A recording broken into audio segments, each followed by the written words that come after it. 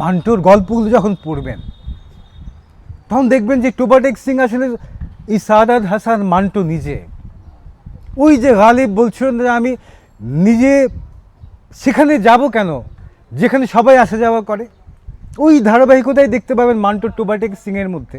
তিনিও সেখানে যাবেন না যেখানে তাকে জোর করে ডেকে নিয়ে যাওয়া হয়, ঠেলে যেখানে পাঠানো হয় সেখানে তিনি যাবেন না। আর যেখানে তিনি যেতে চান সেখানে দরজা বন্ধ থাকলেও তিনি তার দিকে ফিরে তাকিয়ে থাকবেন।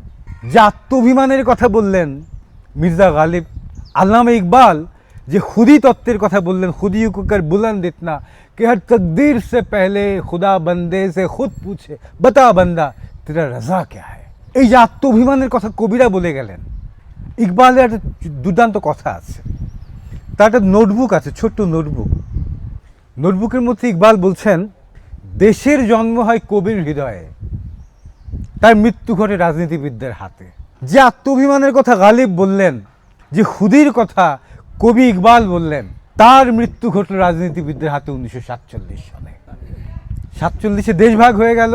যে স্বপ্নের কথা, যে আত্মাভিমানের কথা কবিরা বলে গেলেন, যে দেশের জন্ম হয়েছিল কবিদের হৃদয়ে, তার মৃত্যু ঘটল এই রাজনীতিবিদদের হাতে 1947 সালে।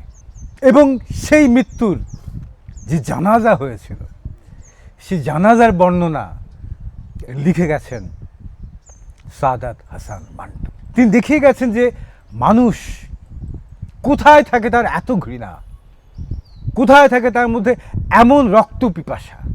যে মানুষটা আজকে আমার বাড়ির পাশে, আমার নিরীহ প্রতিবেশী, 1000 বছর ধরে আমার দুঃখে যে এগিয়ে এসছে, আমার উৎসবে যে এগিয়ে গেছে, যার উৎসবে আমি গেছি, যার বাড়িতে তার ছেলের অসুস্থতা, মেয়ের অসুস্থতা, আমি সবার আগে হাত বাড়িয়ে দিয়েছি। কি ঘটে গেল, কি ঘটে গেল 1000 বছরের এই পাশাপাশি থাকার মধ্যে? কোথায় লুকিয়ে ছিল এই প্রতিবেশী মানুষগুলোর মধ্যে এমন রক্ত তৃষ্ণা? কোথায় গণ্ডগোল আমাদের এই বেড়ে ওঠার মধ্যে? আমাদের ইতিহাসের মধ্যে কোথায় গণ্ডগোলটা আছে? কেমন করে আমরা এক রাতের মধ্যে, মাত্র কয়েকদিনের মধ্যে এরকম সাধারণ নিরীহ মানুষ থেকে এরকম রক্ত পিপাসু হয়ে গেলাম?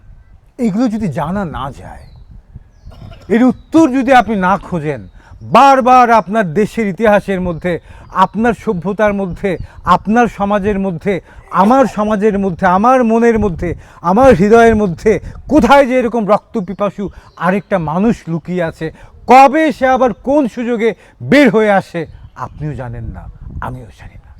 ফলে তাকে খোঁজা দরকার, ফলে তাকে চিহ্নিত করা দরকার, তার জন্মের ঠিকুজি পাওয়া দরকার, এটা জানা থাকা দরকার, তাকে চিহ্নিত করা দরকার। নইলে আবার কখন সে কোন সুযোগে একদিনের মধ্যে, 2 দিনের মধ্যে প্রচণ্ড রক্ত পিপাসু রূপ নিয়ে দানবের মতো বের হয়ে আসবে আপনার ভেতর থেকে, আমার ভেতর থেকে, আমরা জানি না। ফলে কেন পড়া দরকার? এই জন্য পড়া দরকার, নইলে আপনার ভেতর দানবকে আপনি চিহ্নিত করতে পারবেন না। মনে রাখা দরকার, অসুস্থতা সংক্রামক, সুস্থতা সংক্রামক না। আপনি একলা অসুস্থ হয়ে আপনার পুরো মহল্লাকে অসুস্থ বানিয়ে ফেলতে পারবেন, কিন্তু আপনি একা সুস্থ থাকলে আপনার চারপাশের কেউ সুস্থ হবে না। ফলে সুস্থতা একটা প্রতিনিয়ত চর্চার জিনিস, সুস্থতা একটা সংগ্রামের জিনিস, অসুস্থতা সংগ্রাম না। সংগ্রাম ছেড়ে দিলেই আপনি অসুস্থ হয়ে যাবেন।